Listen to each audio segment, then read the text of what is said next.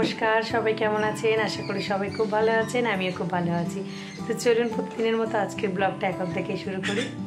আজকে বুধবার, আজকেও আরোহীর পরীক্ষা আছে। গতকাল রাত থেকে তো প্রচণ্ড বৃষ্টি হচ্ছে, আর এখনও টিপটিপানি বৃষ্টি থামেনি। পাখিটা সকালবেলায় উঠেছে আজকে, কারণ আজকে আমি তাড়াতাড়ি উঠেছি, রান্নাবান্না করেছি। আজকে আমার রান্নাবান্না কমপ্লিট হয়ে গেছে। এখন টিফিন খাবো। আরোহীর বাবার টিফিন খাওয়া হয়ে গেছে, তবে উনি এবার ডিউটি বেরাবে। তো আরোই এখন টিফিন খাবে, টিফিন খেয়ে একটু পড়তে বসবে। আজকে ওর ম্যাথ এক্সাম, আর আমিও একটু কাজে বসবো। তারপরে কিছু বাসন টাসন আছে, ওগুলো মাজা ধোয়া করে স্নান করে ওকে নিয়ে আবার আমি বেরাবো। তো চলুন আর দেরি না করে আমি একটু টিফিন খেয়ে নিই। তো এখন বাজে 12:30টার মতো। আরোহী আর আমি দুজনে ভাত খেতে বসে গেছি। আজকে আমি সব রকম সবজি দিয়ে একটা চচ্চড়ি বানিয়েছিলাম, আর একটু ডাল সম্বুরেছি, ডাল সিদ্ধও রেখেছি আমার জন্য, আর তার সাথে একটু ডিম ভেজে নিয়েছি। তো আজকের খাওয়াটা দারুণ কিন্তু হবে, কারণ মাছ ভাতের থেকে আমার মনে হয় ডাল ভাত বেশি ভালো লাগে। তবে আমি একটু সিদ্ধ ডাল রেখেছি, আমার এটা পছন্দ। আর আরোহীর জন্য আর আরোহীর বাবার জন্য আমি সম্বুরা ডাল করেছি, কারণ আরোহীর বাবা আবার সিদ্ধ ডাল খেতে পছন্দ করে না। কিন্তু ভাত খেতে বসে দেখছি আরোহী সিদ্ধ ডালেই নিল। আমি যদি আগে জানতাম সিদ্ধ ডালটাই বেশি করে রাখতাম, ওইটা যে একদমই খাবে না বুঝতে পারিনি। রেডি হয়ে গেছি, বেরিয়েও পড়েছি। চলুন তাহলে যাওয়া যাক।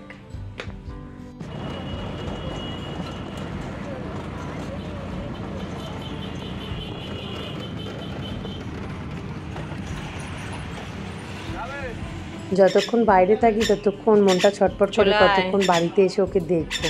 এসেই ওকে আজকে একটু ছেড়ে দিয়েছিলাম জানেন, ওর নিজের মতো করে একটু ডানা মেলার জন্য।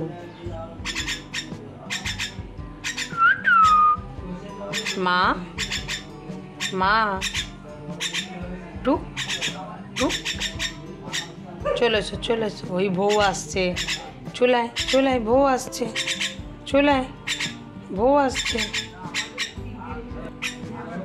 চুলায় চুলায় চুলায়, আয় আয় চুলায় আয়।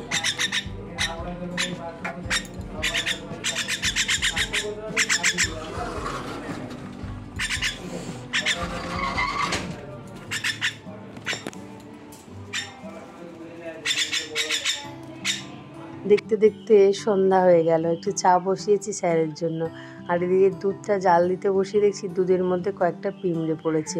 তবে এই পিঁমড়েটুকু ফেলে দেব, দেওয়ার পরে আরোই পড়ে টরে উঠলে এই দুধটা দিয়ে ওকে বিস্কুট খেতে বলবো, কারণ নালে না দুধটা একদমও খেতেই চায় না।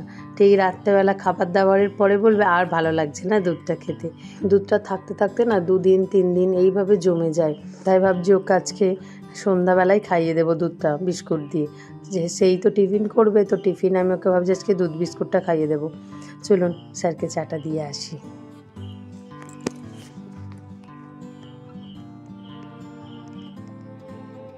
আজ রাতে আরোহীর বাবার খুব ইচ্ছে হয়েছে একটু ঝরা ভাত খাবে, তাও আলু সিদ্ধ আর চপ দিয়ে নাকি। তো সেই জন্য একটু ভাত বসাচ্ছি, প্রেশার কুকারেই বসাচ্ছি ওনার একার মতো, তাই হাঁড়িতে না বসে প্রেশার কুকারে বসাচ্ছি।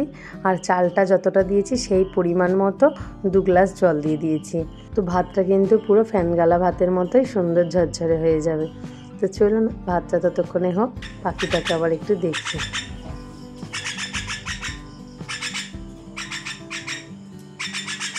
মা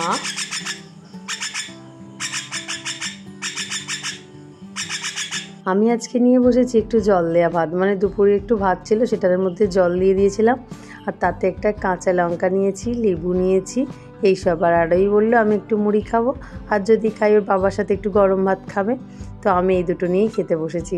আমার খুব প্রিয় একটা খাবার, আর আজকে বেশ ভালোও লাগছে, মানে ইচ্ছা করলো আর কি এইটা খেতে, নাহলে এই ভাতটুকু আর ওই বাবাকে দিয়ে দিলে কিন্তু হয়ে যেত।